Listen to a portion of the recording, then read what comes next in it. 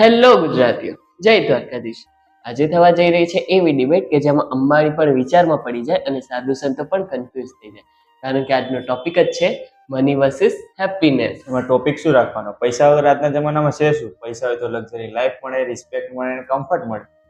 Mobile recharge થી લઈને marriage સુધી બધે પૈસાની જ જરૂર પડે. જો ભાઈ, બધું જ પૈસા નથી હોતું. ખુશી વગર તો કરોડપતિ માણસ પણ ટેન્શનમાં જીવે છે.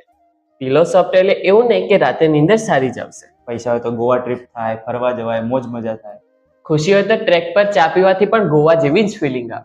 પૈસા વગર કશું શક્ય છે જ નહીં. પૈસા હોય તો પેટ્રોલ મળે, પીઝા મળે, ખાવા પીવાનું બધું મોજ મજા મળે યાર. હેપીનેસ વગર તો પિઝા પણ કાર્ડબોર્ડ જેવો લાગે છે.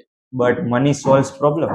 સમ પ્રોબ્લેમ યસ, બટ રાત્રે 2 વાગ્યાનો લાસ્ટ સીન હોય એ પેઇન પૈસા દૂર નથી કરી શકતા. હા, but rich people enjoy the life.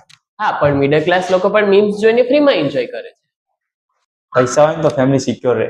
Happiness હોય તો ફેમિલી ટુગેધર રહે. હા, બટ સોસાયટી રીચ પીપલ ને વધારે વેલ્યુ આપે છે. હા, પણ હોસ્પિટલમાં ડોક્ટર પહેલા હેપીનેસ પૂછશે, ના કે BP. But money gives confidence. હા, હેપીનેસ ગિવ્સ પીસ.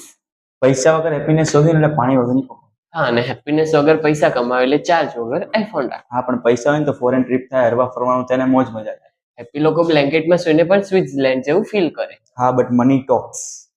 હા, પણ સેલેરી આવે પહેલા જ બધા બિલ રિપ્લે કરી દે. હા, પૈસા વગર તો ભાઈબંધ જોવાય ના આવે.